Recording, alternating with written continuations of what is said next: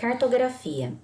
Turma, a cartografia é a ciência que se dedica à representação e à comunicação de informações espaciais por meio de mapas. Então, nós vamos entender tudo que tem na superfície do planeta Terra em forma de desenho, em uma representação gráfica. O profissional que trabalha na elaboração desses mapas, ele é chamado de cartógrafo. Atualmente, o cartógrafo, ele dispõe de uma grande tecnologia que ajuda na elaboração desses mapas e deixa esses mapas com uma precisão bem maior do que os mapas do passado. Hoje em dia, eles são bem próximos da realidade, na questão de altitude, do tamanho, da diminuição das áreas de quilômetros para centímetros. Então, tudo isso tem que ser bem estudado, bem elaborado, com uma maior precisão, que é o que vem acontecendo nos mapas atualmente. Mapa. Bom, mapa é a representação dos elementos de um determinado espaço em uma superfície plana, geralmente uma folha de papel. Bom, esse mapa ele pode apresentar, turma, características naturais ou sociais. As naturais nós temos rios, montanhas, a fauna, clima, vegetação. Todas essas características podem ser representadas em um mapa. Nas características sociais, a gente pode destacar cidades, estradas, campos cultivados na agricultura, áreas de indústria, a distribuição da população no espaço geográfico. Tudo isso podemos representar em um mapa, através de símbolos, formas e cores. Esses dois mapas, eles estão representando o nosso país, o Brasil. O primeiro é o mapa do clima. Então, nós vamos ver a legenda, cada cor representa um clima do Brasil. Já o segundo mapa, que é o mapa do lado direito, é um mapa político. Ele está representando as regiões do Brasil. Cada cor representa uma região. Aqui nós temos um exemplo dos vários tipos de mapas que nós temos. Então, nós encontramos 5 tipos de mapas, na verdade. Os mapas políticos, que são aqueles que representam os países, as cidades mais importantes, os estados. Temos o mapa físico. O mapa físico, ele representa algum elemento da natureza. Clima, relevo, vegetação, a hidrografia. Já o mapa demográfico, ele mostra a quantidade de pessoas e a concentração dela, ou maior ou menor em determinadas áreas. E eles são representados através das cores, das tonalidades das cores. As cores mais fortes, mais pessoas. As cores mais fracas, menos pessoas. O mapa econômico, ele representa as atividades econômicas de uma determinada área. Por exemplo, atividades industriais, extrativismo, a agricultura. E temos também os mapas históricos, que representam fatos do passado. Esses mapas que eu coloquei para vocês, eles vêm mostrando o nosso país, o Brasil, nessas diferentes características, tanto de mapa político, de mapa físico, demográfico. São esses os exemplos. Os principais elementos de um mapa. Os elementos de um mapa são muito importantes a gente entender para poder interpretar esse mapa. Nós temos o título, que é o primeiro ponto que a gente precisa ler quando a gente vai observar o mapa. Nós temos que ler o título dele. Depois, a gente vem para a legenda. A legenda é uma pequena explicação que fica no cantinho do mapa. Ela é cheia de formas, de cores, símbolos. Bom, terminando a legenda, a gente observa a fonte, de onde essas informações foram tiradas. As informações, elas não são inventadas pelo professor, né, ou por outras pessoas que estão elaborando livros ou os mapas. Elas têm uma fonte de pesquisa e são dados, na maioria das vezes, sempre corretos. Bom, a escala, ela vai mostrar o quanto aquele mapa ele foi reduzido do terreno, do tamanho real do terreno, para o tamanho que foi colocado no mapa. Já a orientação geográfica, ela vem mostrando as coordenadas.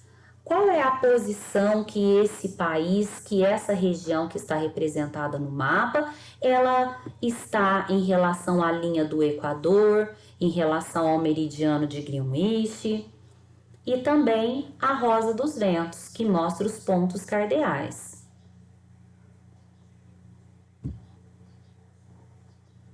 Este mapa, mais uma vez, é o mapa do Brasil, que vem mostrando as 5 regiões. Os símbolos cartográficos. Esses símbolos cartográficos, eles são símbolos figurativos. Isto é, turma, são desenhos que vão representar o que o mapa quer mostrar para nós. Então, aqui nós colocamos alguns exemplos. A gente tem os exemplos de aeroportos, representados através de um aviãozinho pequeno, porto, através de um navio. Então, assim por diante, vários pontos da superfície do nosso planeta podem ser representados por símbolos, cores diferentes. Turma, nem tudo pode ser representado por um símbolo figurativo, como por exemplo o aeroporto. Então, usa-se cores, formas, figuras geométricas, como por exemplo o triângulo, ele está representando os picos, que são aqueles pontos, né, mais altos de uma montanha, de um local, os pontos mais elevados. Então, a gente usa-se vários desenhos e cores e formas que também vão representar tudo que tem no espaço geográfico. As escalas em mapas. A escala, ela vai mostrar o quanto aquele mapa ele foi reduzido. Então, quanto era em quilômetro e foi transformado em centímetro. Bom, turma, imagine que você tenha que representar numa folha de papel o cômodo da sua casa. E esse cômodo, ele vai medir, por exemplo, 4 metros por 3 de largura. Se você quiser manter o tamanho real desse cômodo, você ia precisar de uma folha de papel gigantesca, não é verdade? Então, a escala, ela veio para tornar possível o desenho desse quarto em uma folha de papel. Então, a escala, ela é, portanto, uma relação de proporção entre as medidas na representação e as distâncias reais que estão no terreno, né? A representação do mapa. Nós temos 2 tipos de escala. A escala numérica, que é essa primeira do desenho que está em azul. Então, a gente vai ler da seguinte forma: 1 centímetro no mapa equivale a 500 centímetros na realidade. Ou seja, a realidade foi reduzida 500.000 vezes. Já a escala gráfica, a gente tem 1 centímetro do mapa com 5 quilômetros na realidade. Nessa escala que tá ali, ela tem 2 centímetros no mapa. Então, ela vai equivaler a 10 quilômetros na realidade. Anamorfose.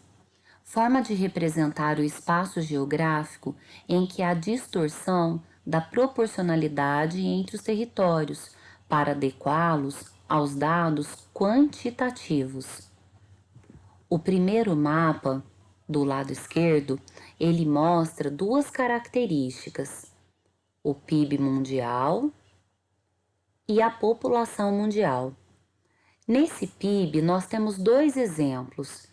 Os Estados Unidos, ele está bem maior nesse mapa, mostrando um retângulo, e o Japão.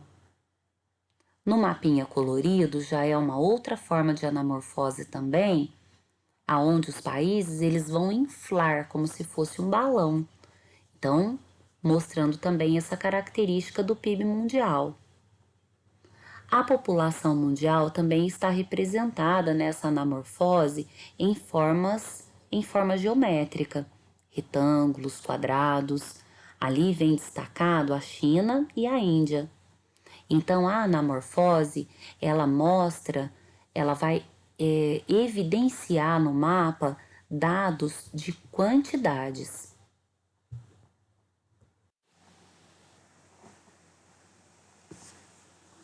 O cartograma ele é um mapa que, através de pontos, cores, figuras ou linhas, representa a área de ocorrência, importância, movimentação, evolução de algum fenômeno.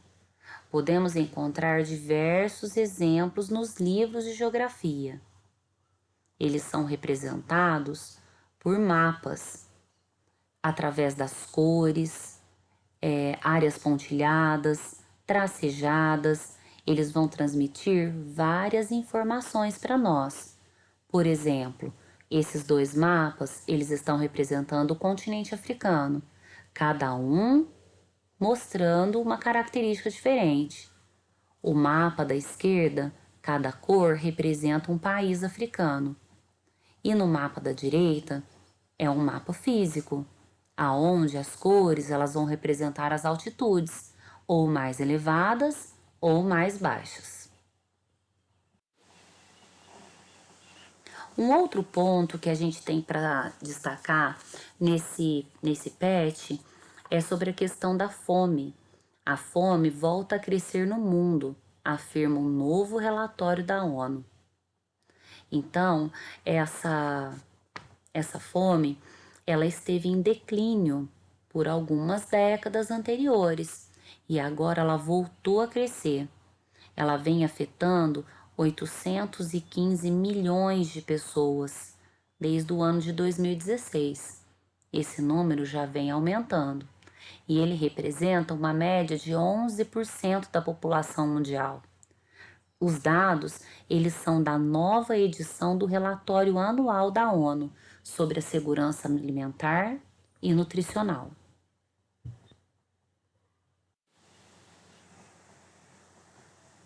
Esses números, esse dado, ele deve-se em parte à proliferação de conflitos violentos no mundo e também das mudanças climáticas.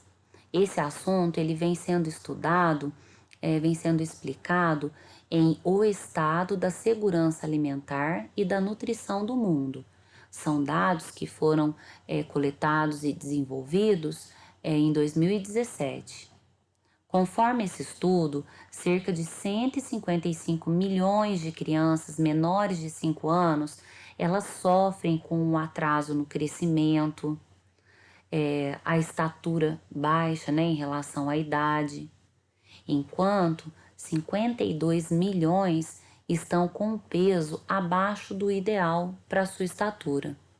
Então, nós temos atraso no crescimento, peso abaixo do ideal, a fome oculta e a desnutrição e o sobrepeso são outras vertentes da má nutrição. As famílias pobres, elas tendem a selecionar alimentos de baixa qualidade, aqueles que custam menos. Por causa da pobreza, dessa exclusão, a criança ela vai ficando mais desfavorecida em relação à quantidade de nutrição, de nutrientes que ela vai adquirindo ao longo da sua vida. Quando falamos em fome oculta, é aquela deficiência que a criança ela tem em relação a vitaminas e aos minerais que são essenciais para o seu desenvolvimento. Turma, aqui a gente tem a correção das atividades, tá? Então, eu coloquei aqui explicadinho. Algumas dessas questões, elas foram vistas também no PET 2, na semana 4. Se vocês tiverem alguma dúvida, podem mandar no meu particular, podem usar o chat, o Google Classroom, tá bom? Um grande beijo para vocês, fiquem com Deus. Tchau, tchau.